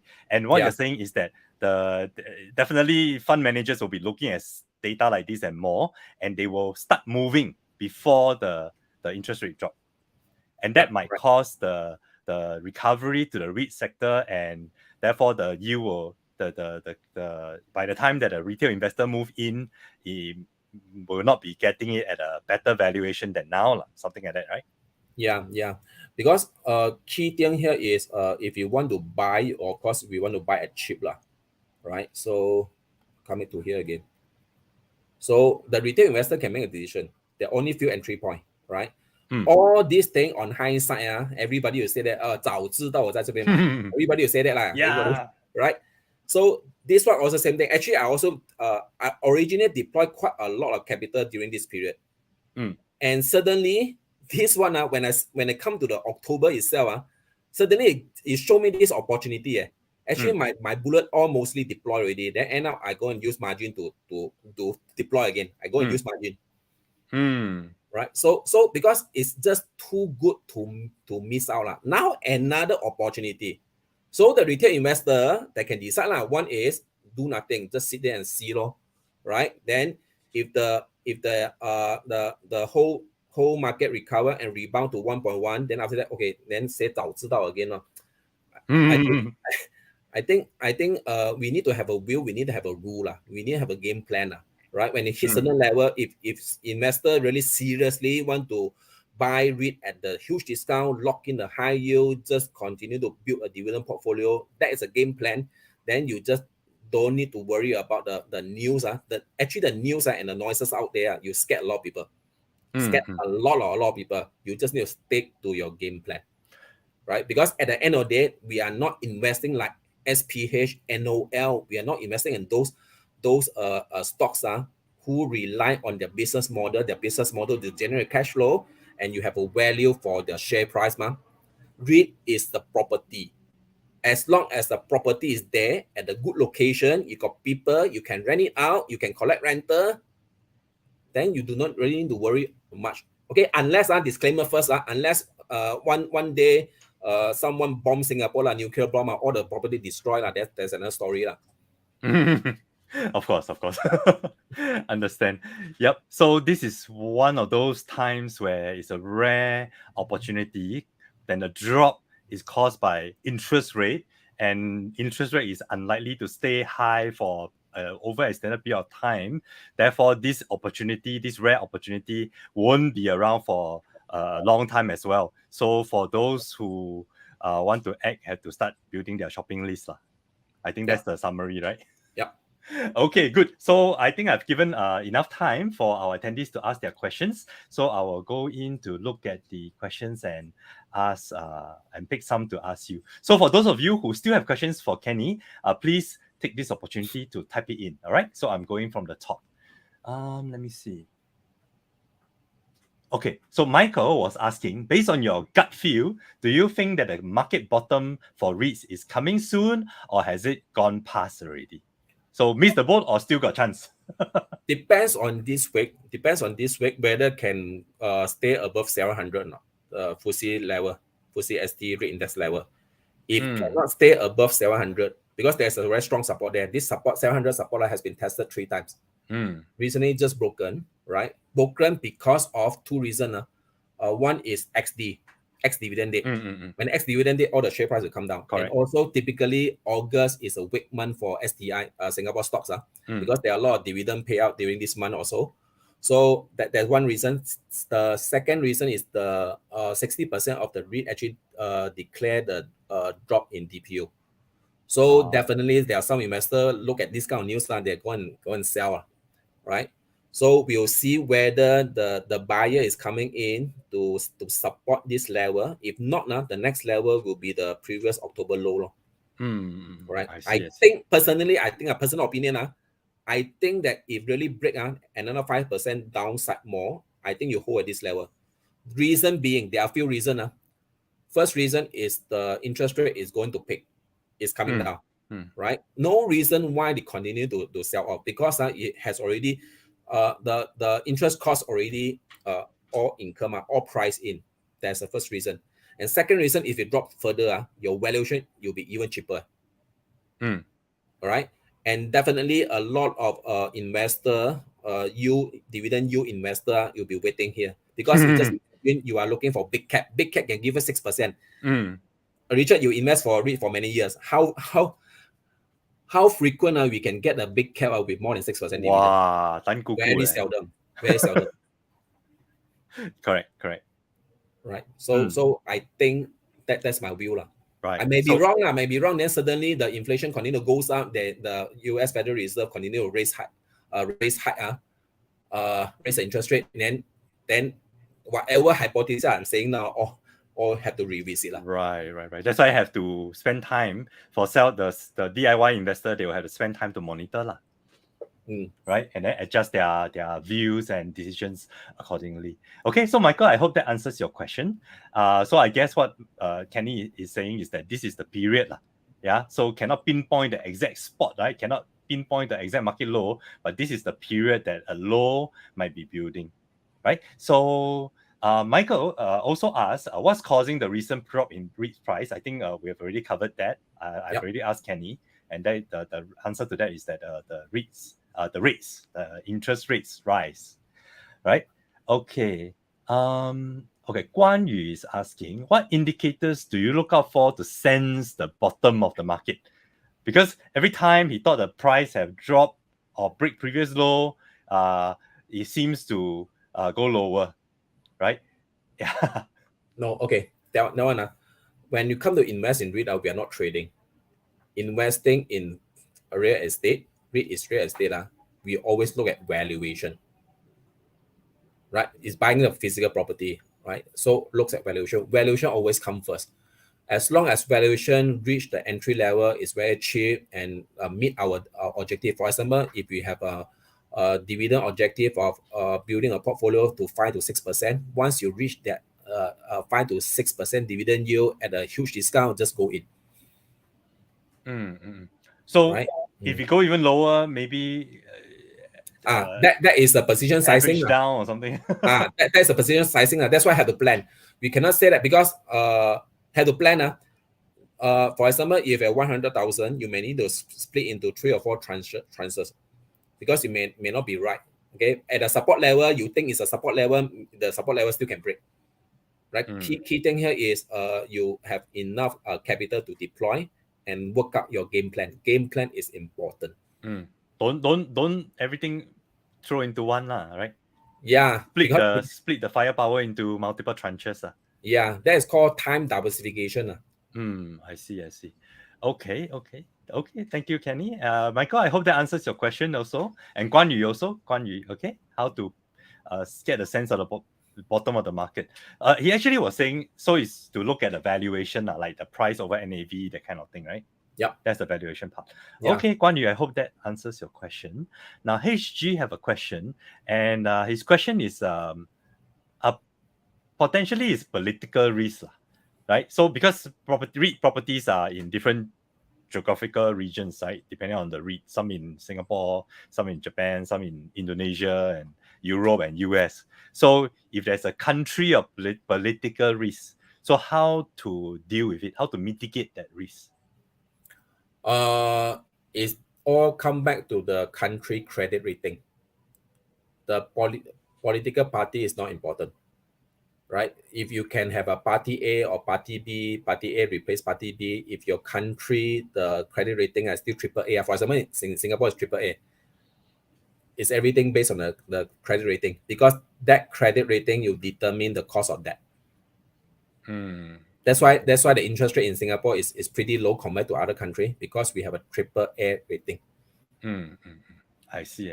Right. So then you talk about some of the that's why if you look at a bond, for example, bond or fixed income in other emerging market, and compared to developed market, in the investment world, that's separate into a developed market and emerging market. So this classification is also important for retail investor. Nobody pay attention now. What is emerging market? What is a developed market? But in the investment world, this classification is very, very important, because that will determine what is a risk premium when they issue the bond or issue the country debt, sovereign debt. I see. So that's to deal with the political risk. Then how about country risk? Like now the US one like gonna whack quite badly, right? Whereas Singapore office REIT is still holding. Country risk, definitely. Once you once you invest in REIT with overseas property, you'll be subjected to regulation risk. Because in the country they can change the maybe property rule or also tax law in the country, then you'll be affected, right? And the other thing is a forex risk, because you'll be borrowing in maybe USD and also collect the rental in USD. For example, for the Lipo Mall itself, actually they pay out the dividend yield in Sing dollar, but the rental income collected in a rupiah. So those are the forex risks. So if you want to invest in the overseas a REIT with overseas property, we have to look at how they hedge it and what is a forex risk, and also what are the debt they borrow. So if you read some of the report itself, they always talk about natural hedge. Natural hedge means that if your, for example, property in China traded in RMB, they are borrowed in RMB, then it's a natural hedge. Right? You don't borrow some other country currency then that is not a natural hedge. I mean, if something happen, then you may suffer losses. But that is a double-edged sword. You can be benefit from it or you can suffer from it. Understand. So I guess the reply to HG is what you just said, and I'll just like to add on that the best way to mitigate such risk is to build a diversified portfolio, so that you don't have a concentration risk in terms of country, in terms of currency, in terms of the asset type. Meaning, don't do everything into hospitality or everything into retail or into industrial. So have a diversified portfolio, so that no one hit, whether is it country, is it currency, is it asset type, will catastrophically hit your portfolio. So I think that's my 2 cents worth that I like to add. Yeah, another point is core and satellite. I have to use core and satellite. You build out your core portfolio first before you talk about satellite. Take the risk. Basically, it's a pyramid approach. You build out a strong foundation, a REIT, that very strong REIT, and give you a stable dividend and also a less volatility before you take unnecessary risk to go for those high risk REIT. Right. So for example, the core can be the blue chips, mega cap blue chips, and then the satellite can be the Manulife. Yeah. Okay, that one is a bit too high risk for me. But okay, so HG, I hope that answers your question. One more question for HG, and that is, should a retiree be holding REITs, since REITs always have rights issue? So I think he's concerned about, the REITs giving you the dividend, then after that take the money back from REITs. It depends on your portfolio construction, right? If you're only holding 2 or 3 REITs, of you, and you have 100,000, 200,000, okay, maybe your total REIT portfolio is 1 million, then 500,000 allocate to 2 REIT only. Okay, 1 million allocate to 2 REITs only. When you have a right issue, then you'll be hit badly. You'll be diluted, or your share price will plunge a lot, right? But if you have a very, very diversified, for example, 20 REITs or 25 REITs, then all this kind of thing is negligible.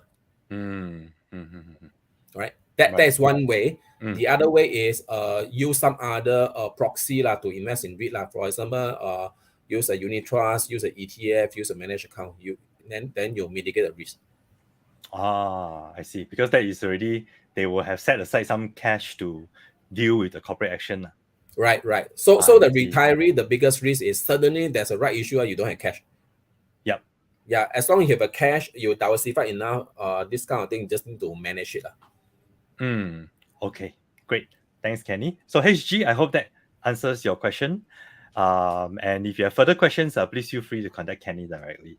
So the next question comes from Michael, and he's asking, the Escort Trust have just announced a rights issue at 1.025, $1.02.5. So if the stock price is below that price, isn't it better not to subscribe to the rights? Hey, Richard, you know that I'm not supposed to answer this kind of question. A wise lady. Okay lah, I try to push lah. So Michael, you contact Kenny directly, okay? No problem. Okay, next one. Marcus is asking, what's the difference between secured and unsecured borrowing ratio? Okay. Secured means that you have to pledge your property to the bank, to a creditor. For example, when we buy the property in Singapore, we have to pledge to our bank. That's called secure. That's called secure. Right? So unsecured is you do not need to pledge your property to the creditor or the bank. Okay, if you cannot pay any interest rate or cannot do the debt refinancing, don't need to pay back. They will not go and possess your property. So, for example, Singapore one, easy to understand. If you don't pay the bank interest, then they can anytime go and take back your property in Singapore. Right? Unsecured one, they cannot take your property. So unsecured is better for the REIT lah. Unsecured is better for the REIT now, but unsecured come with a cost. Higher borrowing interest cost. rate. Correct. Higher borrowing cost. Okay, there's no free lunch in the financial world. Okay. So some REIT manager, they go for secured because they want to have a lower interest rate. Some of them, they prefer safety first. Anything happen, so that the creditor cannot take over the property. Because when they repossess the property, a lot of issue. This is what happened to Eagle Hospitality Trust. Because it's secured. Right, that's why when they are not able to pay the coupon because they are not able to generate rental income during a lockdown, so they possess, then they cannot pay, and that's it. You trigger the domino effect and cause a bankruptcy. Yeah, I remember the REIT, one of the rare ones that kaput in Singapore. Yeah, shocking. Yeah, under the low interest environment, nobody bother about this, right? Yeah. Okay, got it. So I hope that answers your question, Marcus. Okay, let me see. Michael was asking a follow-up question. Okay, just now maybe the question he asked was too specific, so he want to ask a general one. Maybe you see can or not. So if the rights issue price is higher than the stock price, is it better not to subscribe to the rights and just go and buy the stock? You can buy from, because when you subscribe to a REIT, you're buying share, right? Whether you buy share from party A or party B, then you decide. Depends on what kind of share price you get. Right. Yeah, it's a buying share only, a different name only. You can buy from open market or you buy from the issuer. Okay, Michael. I hope that somehow answers your question. Okay, next question Michael, comes. good try. Good try. Okay, next question comes from Soon or Song. Song is asking with relation to your REITs course, right? Is the exam or the test difficult to pass? Okay, one thing for sure is not easy. It's not easy. The test is not easy because I tried to set a very easy question. I rejected by IBF. Okay, so but one thing for sure, if you can pass the exam, you are somebody in REIT. Okay, that means you really know the REIT quite well. You know what you're investing, and you know the risk. You know how to make your investment decision. So actually, the exam is a good test to everyone, right? And I'm strongly believe that if they can pass the exam, basically, you are in good hand, right. So it's like and do not really need to worry because they will be given 2 opportunity. If you fail one, then they'll give you another one. It's a 20 MCQ, 70% pass rate. And if the 2 exams still fail, there will be a makeup session, makeup private tuition. But so far, I conducted the REIT course for a few sessions. Normally, about 10% of the student need to go through the private tuition. So 90% pass. Eventually 100% pass. Okay. With private tuition, okay, understand. So I think what you're saying, if I understand you correctly, is that if a person is serious about deploying huge amount of their own personal assets into REITs, and they want to manage it well, DIY, then passing the REITs course is like getting a driver's license. Then you drive on the road safer. Doesn't mean no accident, but at least safer. Right? Yeah. Compared to if you just go and read the book on driving, then go and drive without taking the test, then a bit more dangerous. And this is a gold standard because in order to clear the IBF means the government willing to give funding. So this is not a rah course. Okay, you attend a lot of course out there and then rah, then learn nothing. So yeah, you understand what I mean, right? Understand. Yeah, see, so it's not easy to get IBF accreditation, right? So Kenny's REITs course definitely met the tough standard that IBF have set in order to be IBF accredited. Okay, Soon a Song. I hope that answers your question. Next question comes from Wei Leong, right? He's asking, how do you tell that a balance sheet is rotten? Wow. This one This one is a 2-day course. Okay. First thing first, if you are not finance person, it's very difficult to explain to you because you need to understand the balance sheet structure, asset, and also liability, and also understand all the financial ratio. You need to know all these things before you can determine whether the balance sheet got issue or not issue. Right? Okay. In short, your asset must be more than your liability, right? And because if your liability more than your asset, basically can go bankrupt already. But if your asset net asset value is keeps shrinking year over year, that is also red flag.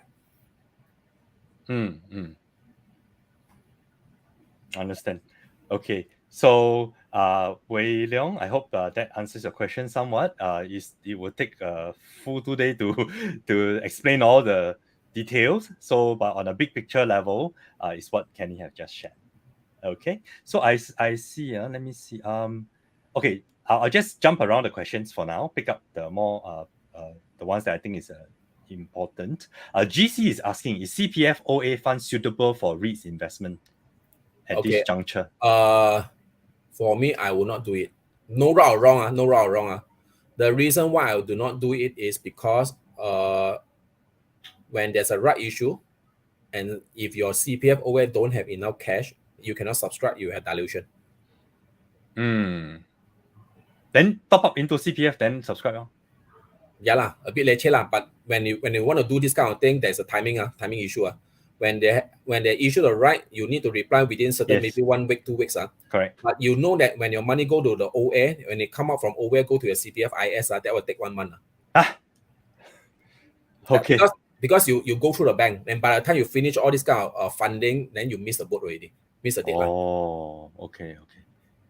So I hope that answers your questions, GC. So better to use cash, no right or wrong, right? Or if you want to use CPF, then have to manage the flow of the funds to make sure you arrive in time. Yeah, you just need to make sure you have enough cash there, if there's any in the CPF. Okay, understand. So if CPF in enough cash, then okay lah. Yep. Okay, understand. Okay, GC. So I hope that answers your question. And also the other one, you have to ask your custody how fast they can deploy your OA money to really fund the right issue.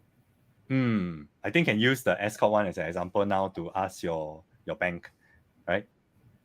Okay, Ken. So let me see. Next question from Olivia. Olivia is asking, would a SG REIT ETF be a good instrument to get REIT exposure? Olivia, SG. Yes. If you do not want to do all the homework and you do not mind to buy a basket of REIT, whether it's undervalue, overvalue, good or bad, you don't mind everything hamplang long zhong then buffet lah. Okay, but you cannot choose and pick the one you like right? Then you can. But this is a lazy way of investing. Is okay one if you don't have time, right? But if you know how to pick and choose the good one, you only want a very good apple, right? Not rotten one. Then then REIT ETF cannot give you that kind of option. Understand. It's like buying fruits from NTUC lah. You buy one bag, inside good or bad, you just buy the bag, right? Or you choose pick the apple individually. Yeah. Okay. So Olivia, I hope that answers your question. He has another question, Olivia. He's asking, which REIT index do you look at to look at? The FTSE REIT index or the IH REIT index? FTSE has more component inside, I think 30 over. IH, I think around 20. And also FTSE has a longer history. IH has a shorter history. Okay, Olivia, I hope that answers your question. Okay, Wei Leong is asking another question, and he's asking, how many REITs and dividend stocks should a retiree hold for proper diversification? Okay, depends on how much money you can afford to lose. How much money you can afford to lose? Yeah, for example, if you have 100,000, if you allocate into 20 REITs, that means each REIT is 5,000 exposure. Yep. Then if you plan for worst case, if one REIT go kaput, go bankrupt, then if you can afford to lose a 5,000, then that is a good level, right? If you think that 5,000 also cannot afford to lose, then you diversify even more. That's why it depends on your loss taking level. For me, I have around 20 REITs. I see. Understand. So pro and cons. When you have more REITs, you have more. You need to spend more time to monitor and also do more. Understand. Okay. Wei Leong, I hope that answers your question. Okay, Sadie is asking, what about REITs with exposure to China market? Will they take a longer time to recover? I cannot predict. Not a Oh, okay, no not a problem. fortune teller. Yeah. Okay, sorry, Sadie. Can't forecast that, right? The China recovery story didn't play out as expected at the moment, but who knows what can happen. But if you look at the country equity, there is another chart to show the country equity. If China recover, I saw the data before. 1 year can go up by 30% and 50%. I see. You just Google that there is a just now I show this one. Okay, I'll go back here again. We have about 5 to 10 minutes more, Kenny. All right. So just now I show this one. This one is based on asset class. Yep. Right. There's another chart showing by country. Okay. Country also there's a rotation. Right. Then they use the country index gain or they loss. Use country index, correct? They use country index. Understand. Yep. Okay. All right. Sadi, I hope that indirectly answers your question. Okay, let me see. Wei Leong was also asking, how much does it cost to engage your services, and what are the details? I think that one, please, for anyone who is interested to engage Kenny, please contact him directly so that he can advise you on the fees. Okay, let me see. Now there's a not a question. Okay, there's a question. Surendran says that I love your REIT screener. Is it created by you? When can you share it? Just now, Kenny has already shared that you can put yourself on the waiting list. Right now, he's going through his beta testing and refine tuning. And then once he's ready, those on the waiting list will be notified about his REIT screener. Okay, so Surendran, I hope that answers your question. Kenny, would you like to show the QR code? Yeah, this QR code. So the REIT screener that Kenny have shown is created by him and his team, and it's not launched yet. So if you'd like to be kept posted, please join the waiting list by scanning this QR code. Yeah, my son is helping me to compile all the data. It's opening PowerPoint by PowerPoint or PDF by PDF. It's manual tabulation. Richard, you had done it before, you know. Yeah, I know. I gave up. A lot of work. Very painful. It's very painful. But you speed out all the analysis. Correct. Well done, man. Well done. Okay, so I hope that answers the question, Surendran. Okay, good, got it. Let me see. Okay, some questions are specific to REIT, so I won't ask. But one question is on maybe generally speaking, of all the hospitality REITs, right? Kaplan Escort is the only one that is going into student accommodation. So that is a new like a new asset class for hospitality, not just dependent on tourists, you know. So is that a good move in your view? Okay, that will stabilize the seasonality of the hospitality REIT. The reason being is because the student accommodation normally at least they'll get 11 months, got people stay and also the demand is always there. Right. So that will definitely help because for example, why I did ask Escort why the initial acquisition is focused on the US student accommodation. This is very good insight. Why not UK? Why not Australia? I asked them specifically.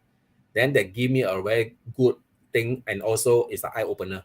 They say that in UK the student accommodation and in Australia the student accommodation, they are mainly on the overseas student. So during the COVID lockdown time, the student they all return home. Then the student accommodation all empty. Right. But in US, because it's very big, it's more on local. So they're less impacted. Mm. All right, and the next one probably will be launching the IPO soon. Maple Tree Student Accommodation. Oh. Oh. Yeah, they already announced about they already have a private fund. They have not fully listed yet. It's under the private fund. I see. That would be very interesting. Okay, so Wai Leong, I hope that answers your question on escort. you know, okay. So with that, I see. Maybe Mike, you asking Sabana, you go and listen to my Money FM. Okay. Yep. So I've asked all the questions that I can see. They are not too specific.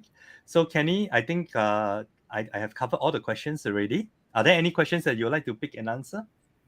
You still got time, right? 如果有 question 就 answer 咯，你觉得你可以 not too specific 可以 answer 就 answer Okay. The other way, I saw some of the REIT name, overseas REIT name, being mentioned. Yeah. That at the present moment, because all these REIT with overseas exposure, they are beaten down badly. It does not mean that the fundamental is no good, because of sentiment. So if you have a strong heart, you are gung ho enough, you may do a detailed study. If you're confident, example, you can buy 10 of them. 10 of beaten down one, you feel very high risk, nobody love them one. This is something like buying all the small cap stock.